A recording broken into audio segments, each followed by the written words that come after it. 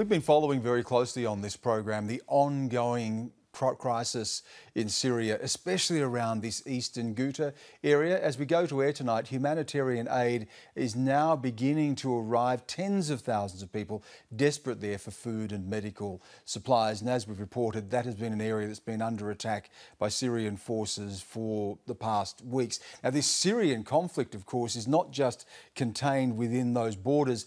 Big powers outside involved as well. And it highlights a power struggle within the broader Middle East, particularly between countries like Iran and Saudi Arabia. Daniel Pipes is the president of the Middle East Forum in the United States. He's an expert in Middle Eastern foreign policy. I spoke to him earlier.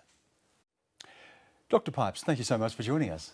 Your expertise is the Middle East, and it always strikes me how someone could be an expert in something that is never constant. It is constantly changing. Alliances are shifting, and the facts on the ground are always in motion. So difficult to get any sort of coherence, isn't it?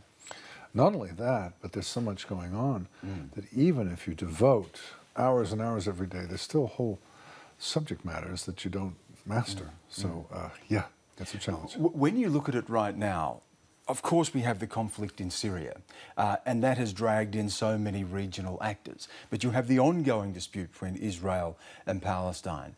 You still have the influence of jihadi groups, even though Islamic State has lost a lot of its territory. What are you able to connect all of those various theatres of conflict into some sort of a whole? If there were any organizing principle these days, it would be Iran on one side and Saudi Arabia on the other side. Of course, it doesn't explain everything, but it is These are the two dominant big poles of power in the region. Yeah. How do you see that playing out? Because, of course, in Yemen right now, there is a war underway there, which is seen very much as a proxy war between those two powers. Exactly. And in Syria, there's an element of that same proxy war in Lebanon and elsewhere. So each side has its entourage, its followers. And what's striking is that both sides are Islamist. Islamist meaning seeking the application of Islamic law and to build a caliphate. But of course, there is a fundamental difference in that one is a Shia power and one is a Sunni power. But they both are of the same general temperament. And both of them, as well as the Turkish government, want to be the leaders of the Muslim world. Now, how do you see that, though, influencing things like the rise of Islamic State, like the conflict in Syria? How do you see that polar power struggle playing out in those individual conflicts? The general direction is that the Iranians are on the offensive, in part because that's their ideology, in parts because they received such a windfall from the Iran deal. They are on the offense. They are seeking to expand their influence, primarily through Shiite populations, but also with Sunnis. And the other side is responding to that and trying to hold them back. You mentioned the Iranian deal, and do you believe that that has empowered Iran? Yes and no. Yes, obviously, they got a tremendous amount of money, estimated to 100 to 150 billion US dollars, but lots of money. Yes, and that they're more legitimate. Yes, they can acquire arms in a way they couldn't before, lots of ways. But no, in the sense that the Iran deal, the Joint Comprehensive Plan of Action, as it's technically called, was sold to the Iranian public as a way of enhancing their standard of living. And that hasn't happened. And we've already seen protests as well, haven't we, on the street there? Frustration that it hasn't happened. Was it a good deal in the sense that here was Iran that may have been, according to some estimates, 6 months away, if it had really fast-tracked, to developing a bomb with other influences from outside, that is now not going to become a nuclear power, at least in the short term, and headed off what could have been a nuclear arms race in the region? Was it a good deal to that extent? No. I thought that's what you would say. Why? It was not a good deal. They still can get nuclear weapons, and now legitimately, but as you suggested, some years away. It's kicking the can down the road. It doesn't solve the problem. Furthermore, they could be buying all sorts of things from the North Koreans or from others, from the Pakistanis, that we don't even know about. Are we really sure they don't have a nuclear weapon at this point? Well, there are checkpoints, of course. There are checks that are put in place here. Do we really know everything that's going on in Iran? I don't think we could know anything that's going on anywhere, of course. But Iran would say, and Pakistan has said, but Israel is a nuclear power. And so is the United States, and Russia, and France, Britain, China. But with Israel in the region having that capacity, why shouldn't a country like Iran have a similar capacity? For the same reason that a country like North Korea shouldn't have it. It is a irresponsible, totalitarian leadership. You don't want them to be controlling nuclear weapons. You don't know how they're going to use them. It is dangerous to the world.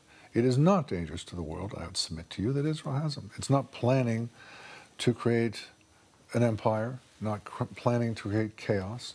It is using them as a deterrent.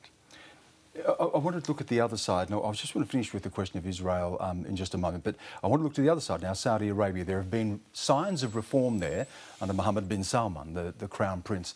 Are you hopeful that what we are seeing there at the moment? Very, very. I see what he's trying to do as comparable in its ambitions to the Meiji Restoration in Japan 150 years ago, or the Ataturk Revolution in Turkey 100 years ago. But by saying that, you're saying here, in both of those cases, Meiji Restoration and Ataturk was an opening up to the West and an opening up to liberal democratic ideals. Really, in a country that still oppresses women, that still has public floggings, that has been the home of Wahhabi Islam, the Islam that has been exported to the world through groups like Al-Qaeda? I wouldn't quite say the former two were intent on liberal democratic values, but they were westernizing. Opening up to the West, and certainly we saw democracy come in both countries. Yeah. Modernizing, right. Yes, I think Mohammed bin Salman, MBS as he's known, is intent on doing that. And so I think it's an extraordinary and wonderful development. As you point out, Saudi Arabia has been as backward a place as one could imagine, with public executions by beheading, an extraordinary repression of women, fomenting an extremely repressive form of Islam. And there's a prospect now that this will end. I don't know that he'll succeed, but there's a prospect. That's the big question. I want to finish just quickly on what we're seeing in Israel with Israel and Palestine, because again, here's a conflict that many see sits at the heart of so much of what we see in the Middle East. I know that you've supported, obviously, the recognition of Jerusalem by the Trump administration, but has that been a positive move in terms of being able to move forward on the eventual hope of a two-state solution, Palestinians and Israelis with their own states? In of itself, it doesn't either help or hinder a two-state solution. What I think it is a step by which Trump is saying to the Israelis, I'm going to give you what you want, and then I'm going to give the Palestinians what they want. There are recent leaks about what the Trump diplomatic plan is. Now, I can't tell you for sure that it's accurate, but it sure sounds plausible. And the substance of it is that the U.S. government will recognize a Palestinian state with East Jerusalem as its capital. It will provide $40 billion US towards establishing that state.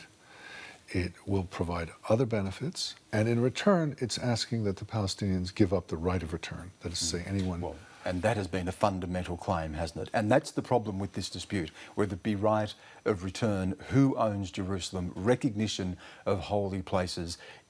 Every time you get close to sitting down, these fundamental issues derail the process. I suspect the Palestinians will accept this deal if what I'm telling you is accurate, and I suspect this will lead to a crisis in U.S.-Israel relations.